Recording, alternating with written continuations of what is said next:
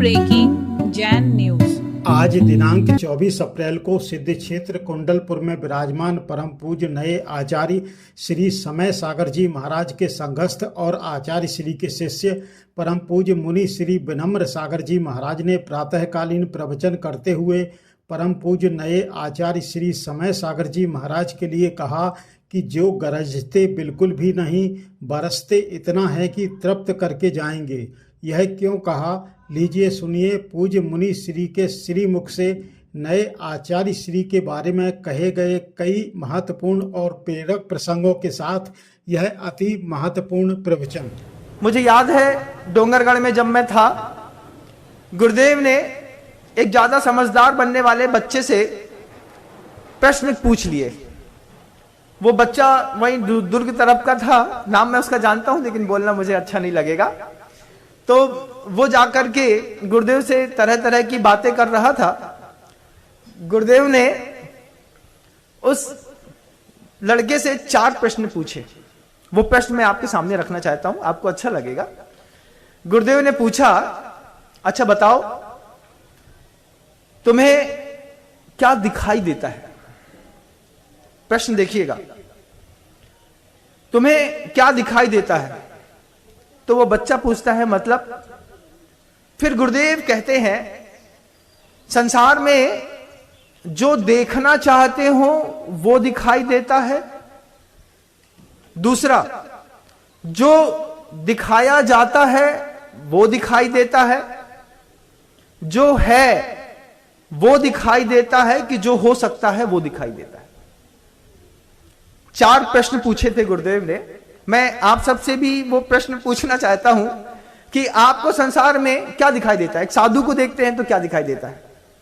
जो देखना चाहते हैं आप, क्या वो दिखाई देता है? नहीं महाराज। तो क्या दूसरा कोई जो आपको दिखाता है वो क्या दिखाई नहीं देता? हाँ महाराज, वो दिखाई तो देता है। किसी भी व्यक्ति के बारे में कोई भी व्यक्ति कुछ भी कह दे, कुछ भी किसी के भी बारे में, उसके बारे में जब अपन किसी के बारे कुछ सुन लेते हैं और सुनने के बाद जब उसको देखते हैं तो फिर हमको वो चीज दिखाई देने लगती है। ऐसा हुआ होगा, तुमने ऐसा किया होगा, तुम ऐसा बोल सकते हो। क्या हमें जो दिखाया गया हमने वो देखा? ये संसारियों की स्थिति है। संसारियों की स्थिति है, हमें जो दिखाया गया हमने वो देखा। हम जो देखना चाहते थे हमने वो देखा। संसार में रह करके 2 चीजें, 2 स्थितियां बनती हैं। आपको कोई दिखाए वो आप देख लेते हैं, जो आप देखना चाहते हैं आप वो देख लेते हैं। कई बार आचार्य परमेष्ठी के कमरे में जाकर के हम लोगों के साथ भी ऐसा होता है कि घंटों खड़े रहते थे, बात नहीं हो पाती, लेकिन बैठे बैठे कल्पना करते रहते थे। ऐसा बोलूंगा, ऐसा होगा, ऐसा हो जाएगा, ऐसा हो जाएगा, हमारे आचार्य जी हैं, हमारी बात तो मान लेंगे। हम जो चाहते हैं वो हमें दिखाई देता है। अब आचार्यों के साथ क्या होता है, आप जो हैं उनको वो दिखाई देता है। अब स्थितियां बदल जाती हैं। हम जो चाहते हैं वो दिखाई देता है, जो दिखाया जाता है वो दिखाई देता है। गुरुदेव को जो है वो दिखाई देता है और जो आपके साथ अच्छा हो सकता है वो दिखाई देता है। दोनों की दृष्टि में वो जो 2 फर्क होते हैं, उन 2 फर्कों में, अंतिम 2 फर्कों में वहां तक पहुंचने के लिए जिस पवित्र आत्मा की जरूरत होती है उसको आचार्य कहते हैं। पहली बार जब पढ़ा सम्यक दर्शन ज्ञान चारित्राणी मोक्ष मार्ग तो बड़ा अच्छा और सरल सा लगा, लेकिन बाद में गुरुदेव ने एक दिन कह दिया कि सिर्फ सम्यक दर्शन ज्ञान चारित्राणी मोक्ष मार्ग नहीं है, ध्यान रखना इस बात को। तो महाराज वो सूत्र झूठा नहीं, सूत्र झूठा नहीं, लेकिन सिर्फ सम्यक दर्शन ज्ञान चारित्राणी मोक्ष मार्ग होता तो इतने सारे ग्रंथ नहीं लिखे गए होते, क्योंकि एक बार परंपरा से किसी एक को सुनाई दिया होता और वो आत्मसात करके और मोक्ष को प्राप्त कर लेता।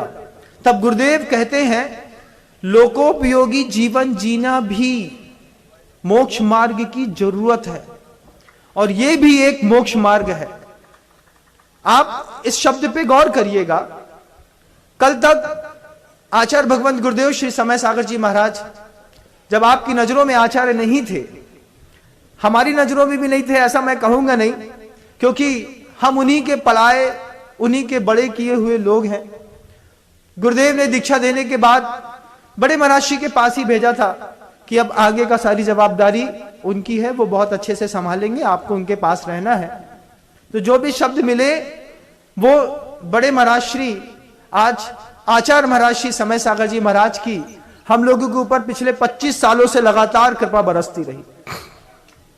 सन 2000 में मैं आया, 2000 से 2024 तक अभी भी जब मैं इस उद्बोधन को देने के पूर्व आचार्य श्री जी के कमरे में गया तो उन्होंने कहा, नम्र ऐसा नहीं, ऐसा बोलना है। हमने कहा महाराज जी आप जैसा कहते हैं बिल्कुल वैसे ही, वो जो आप नहीं चाहते हैं वो मैं भी नहीं बोलूंगा। फिर मुस्कुरा दिए, आशीर्वाद दिया और मैं यहां पर आकर के बैठ गया। यहां पर आकर के मैं उस बात को सोच रहा था कि इसी कुंडलपुर में जब गर्मियों में गुरुदेव ने मुझे प्रवचन के लिए पहले बोला था, तब आचार्य भगवंत कहे तो संकथापि जगताम दुरितानि हन्ति नम्र। हमने कहा ये क्या? गुरुदेव बोले कि प्रवचन नहीं बोलते उद्बोधन को, उस उद्बोधन को धर्म कथा कहते हैं।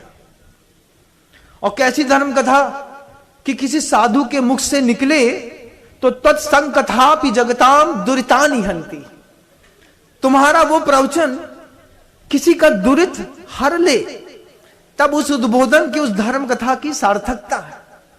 ये शब्द गुरुदेव ने आज से 2 साल पहले जब कुंडलपुर महोत्सव हुआ, गुरुदेव अपने कक्ष पर लेटे हुए थे, वयावृत्ति चल रही थी और हंसते हंसते मुस्कुरा करके बोले तत्संकथापि जगताम दुरितानि हन्ति। हमने कहा दूरे सहस्र किरणः कुरुते प्रभैव, कि आप यहीं से बैठ करके वहां पे अपनी प्रभा छोड़िए, तब जा करके जगताम दुरितानि हन्ति। तो आचार्य जी बोलते हैं यहां बातें मत करो, वहीं जाओ, वहीं बोलना, लेकिन धर्म कथा दुरितानि हन्ति। हमने कहा नमोस्तु किया और चला आया। आज भी बिल्कुल वही हुआ बंधु। जब गुरुदेव के पास गया तो गुरुदेव बोले तत्संकथापि जगताम दुरितानि हन्ति। वहीं पे गला सब भरने लगा कि गुरुदेव की भाषा गुरुदेव को कैसे आ रही है। जब ये देखा फिर बाद में बहुत बार सोचता रहा, हो सकता है सिंहासन की महिमा हो। इस सिंहासन की महिमा भी बड़ी अद्भुत है। शब्द बहुत सीमित होते हैं, समय भी सीमित होता है। कुछ छोटी छोटी बातों को बताकर शब्दों को विराम भी दूंगा। गुरुदेव से फिरोजाबाद में एक बहुत बड़े प्रोफेसर साहब ने चातुर्मास के दौरान पूछा, वो बात आप लोग गौर करिएगा, कि नया नया सिंहासन बनकर के आया था। आचार्य महाराज सिर्फ 32-31 साल की उम्र पे थे। केशलोच किया था तो चेहरा बिल्कुल सूरज के जैसा चमक रहा था गुरुदेव का। चमकते हुए सूरज में जब बिल्कुल गुलाबी हाथ उठा करके आशीर्वाद देते, और बिल्कुल नया सिंहासन था।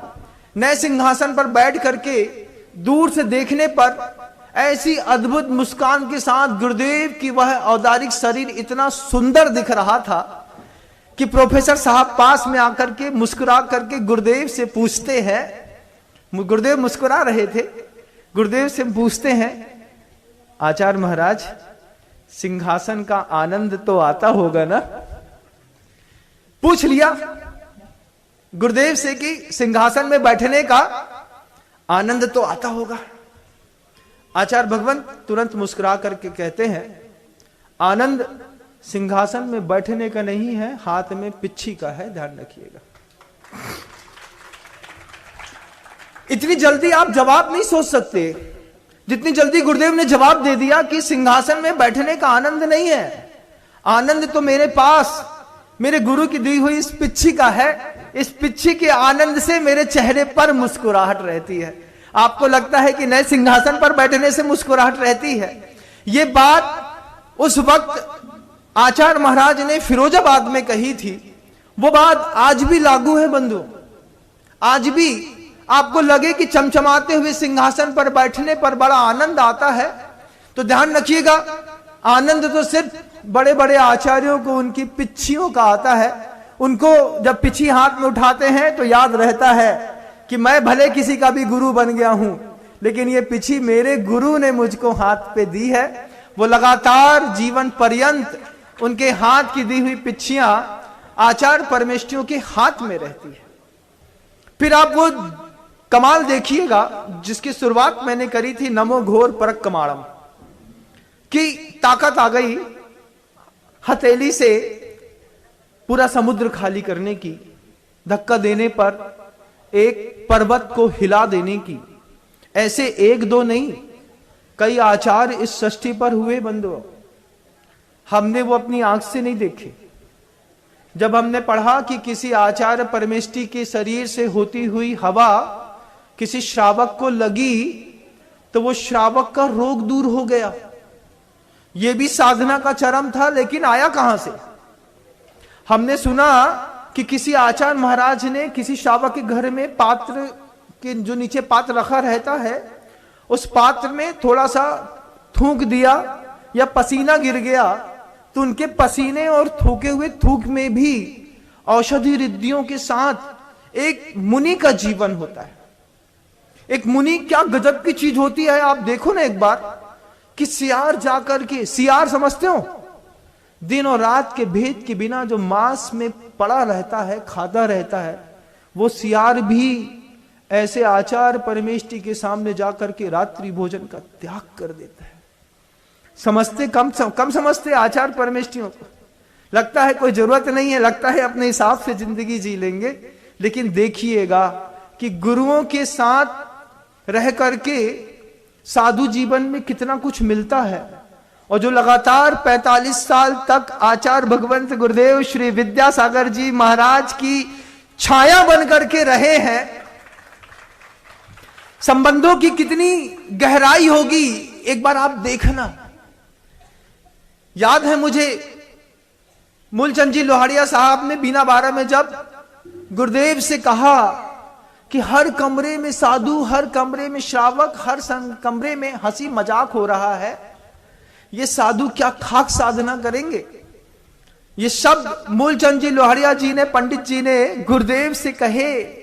गुरुदेव ने कहा कि पंडित जी, ये जो साधु दीक्षित हुए हैं, ये मेरे भरोसे अपना घर छोड़ करके आए, इनको पार लगाना मेरी जवाबदारी है, इनकी जवाबदारी नहीं है। ये शब्द गुरुदेव ने कहे और गुरुदेव चले गए तो लगता है कि हम और आप अधर में हैं, ऐसा लगता है। नहीं, संबंधों की वो गहराई थी गजब की कि नाव जिस पतवार को खे रहे थे गुरुदेव, वो पतवार समय सागर जी महाराज जी के हाथ में दी कि मेरे शिष्य हैं, इनको पार लगाना तुम्हारी जवाबदारी है, तुमको आचार्य बना करके जा रहा हूं। जब इतनी गहराई संबंधों में होती हो तब जाकर के उस सिंहासन पर फूल फलों से जो लदे घनी छांव के वृक्ष और शरणागत को शरण दे। हम हमारे साथ क्या, हमको करना क्या है? हमको सिर्फ शरणागत होना है।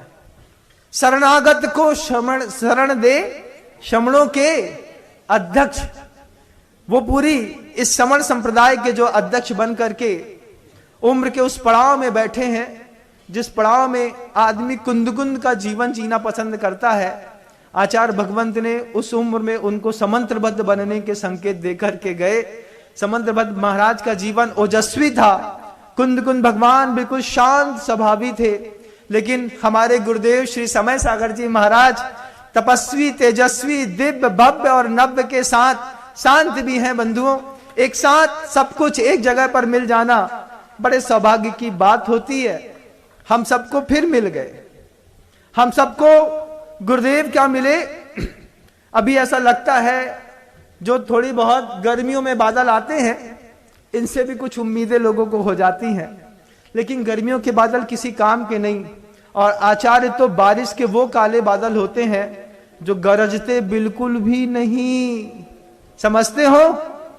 शब्दों को फिर से बोलूं, आचार्य महाराज गरजते बिल्कुल भी नहीं और बरसते इतना है कि तुमको तृप्त करके जाएंगे।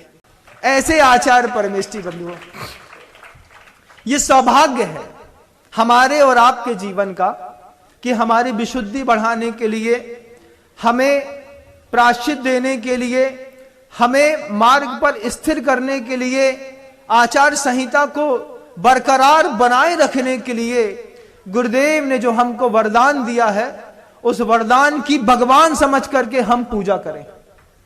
आचार्य परमेष्ठी की वरदान समझ के नहीं, भगवान समझ करके पूजा करें, यह हमारा दायित्व है। आचार्य भगवंत ने पपौरा में एक बात कही थी, वो बात भी मैं आप सबसे कहना चाहता हूं। आज प्रासंगिक है तो बोल देता हूं, 2-5 मिनट का समय है बस मेरे पास। गुरुदेव ने कहा कि पात्र के बिना पानी टिक नहीं सकता। और फिर बोलते हैं गुरुदेव कि बस एक शब्द का अंतर है, पात्र के बिना प्राणी टिक नहीं सकता।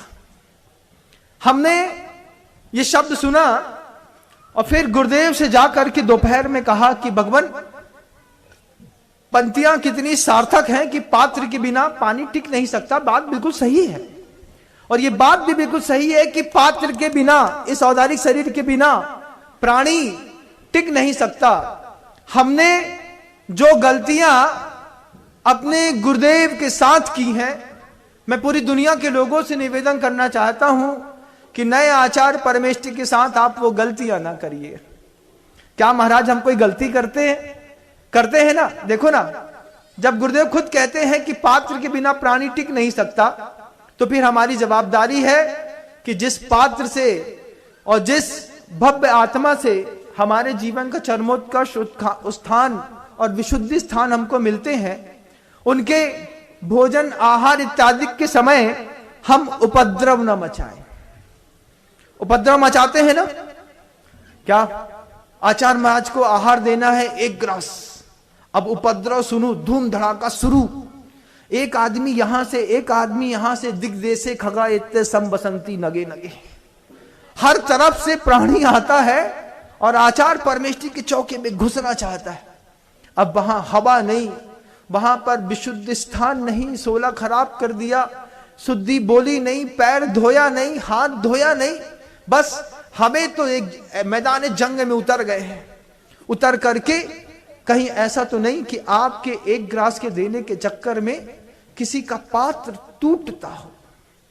अगर आपके रोज के एक दिन के आहार दान की इस तरीके की दुर्व्यवस्था से गुरुदेव का यह औदारिक शरीर रूपी पात्र रोज थोड़ा थोड़ा भी छिन्न छिन्न भिन्न भिन्न हुआ, तो फिर ध्यान रखिएगा दोबारा ऐसे दर्शन अब विश्व में कहीं नहीं होंगे। जो एक बार गलती कर दी आचार्य परमेष्ठी के साथ, तो मैं देखता चला आया जीवन भर, 55 सालों तक गुरुदेव कभी आहार के लिए जाना चाहते, जहां जाना चाहते वहां कभी जा नहीं पाए, और जो लेना चाहते वो कभी ले नहीं पाए। कभी उनने सोचा कि साफ शुद्ध उबला पानी पी करके आ जाऊं, तो मुझे ऐसा लगा कि कभी गुरुदेव को साफ शुद्ध उबला पानी भी हम अपनी अति भक्ति के कारण दे नहीं पाए। अति भक्ति में महाराज सोने का पानी है, चांदी का पानी है, तांबे का पानी है, आप ले लो, स्वास्थ्य अच्छा रहेगा। लेकिन कभी उनके अंतर मन से नहीं पूछा कि भगवान आपके अंतर मन में भी तो कुछ होता होगा ना, आपको भी तो लगता होगा कि आज सिर्फ हमें दाल चावल ही लेकर के आना है। लेकिन हम शुरुआत से लग गए बाफला हाथ में ठूसने में, और हमने दिया, और गुरुदेव ने बड़ी मजबूरी के साथ यथालब्ध का नियम लेकर के, अब जो मिला किस्मत है गाड़ी चलाने के लिए, साधु ने तो सीख लिया, ओघन है, गर्त पूरन है, गोचरी वृत्ति है, हम करके चले आए। लेकिन हमारी थोड़ी सी नासमझी ने, जैसे पूज्य गुरुदेव के उस पात्र को, लगता है मुझे कई बार कि हमारी आपकी गलतियों के कारण गुरुदेव ने देह विसर्जित कर दिया। मैं आपसे वो बात कहना चाहता हूं पूरी दुनिया के लोगों से कि आचार्य परमेष्ठी के जब कभी भी कहीं भी आहार हो रहे हो, 15 फीट दूर खड़े हो जाओ, उनके चौके में हवा आने दो, जाने दो, हाथ जोड़ो, गुरुओं से प्रार्थना करो कि भगवान मेरे आचार्य परमेष्ठी का आहार निरंतराय हो जाए, क्योंकि पात्र के बिना पानी टिक नहीं सकता। और पात्र के बिना प्राणी टिक नहीं सकता। हमारी थोड़ी सी अति भक्ति कहीं ऐसा तो नहीं कि हमारे आचार परमेष्टि के पात्र को खराब करती हो, लेकिन हम जबरदस्ती घुसते। हमको लगता जवान लड़के की जठराग्नि में और बूढ़े वृद्ध की जठराग्नि में अंतर होता कि नहीं। जवान बच्चे से पूछो क्या खाना है, तो वो कभी घर की दाल रोटी नहीं खाता। पिज्जा, बर्गर, चाउमीन, कचौड़ी, पोहा, चाय, कॉफी, दुनिया भर की चीजें। मां कहती है आके, महाराज घर का खाना ही पसंद नहीं है। अब आप ठहरे जवान बच्चे, आपको लगता है बड़ा स्पाइसी दे दे, अपने गुरु को बड़े स्वस्थ हो जाएंगे, 2 चम्मच घी और मिला दो। पूछा ही नहीं कि हो सकता है घी ज्यादा देने से पेट में कृमि पड़ती हो सकता है लीवर खराब होता हो सकता है कि पेट में गैस बनती हो, अफरा होता हो, दस्त लगते हो। लेकिन अति भक्ति में हमने जो कुछ करते हैं, ये अति भक्ति भी कई बार हमारे लिए एक कष्टमय हो जाती है। आचार परमेष्टि तो सह लेते, कभी उनोदर करके, कभी अनशन करके, कभी एकासन तो उनका जीवन भर ही है। लेकिन हम अपनी कल्पनाओं में भी देखिएगा बंधुओं, दूर तक आज जो मेरी आवाज जा रही है, आप सबकी इच्छा हार्दिक होगी कि नए आचार परमेष्टि को हम आहार दान दें। लेकिन मैं बस एक बात कहना चाहता हूं कि गर्मी का भीषण समय शुरू हो गया है। 100 दिन के जबरदस्त पेपर साधु वर्ग के शुरू हो गए हैं। पैर में फोले छेले, चेहरे पे मुस्कुरान, बहता हुआ पसीना, ये सब एक साथ चलने वाला है बंधुओं। बस शब्दों को विराम दूं, मेरा समय खत्म हो गया। लेकिन आप प्रार्थना करिएगा, जहां कहीं से भी आप रहते हो, हाथ जोड़ करके कि मेरे आचार परमेष्टि जिसके यहां भी आहार करें, भगवान उनका आहार निरंतराय हो, उनके अनुकूल मिले, उनके मनोनुकूल मिले, जिससे उनका शरीर स्वस्थ रहे और हम सबको प्रायश्चित, हम सबके लिए प्रतिक्रमण, हम सबके लिए विशुद्ध स्थान जो गुरुदेव दे करके गए हैं वो बना रहे। शब्दों को विराम दूंगा, पुनः प्रयास करूंगा। गुरुदेव श्री विद्यासागर जी मेरे राज की जय।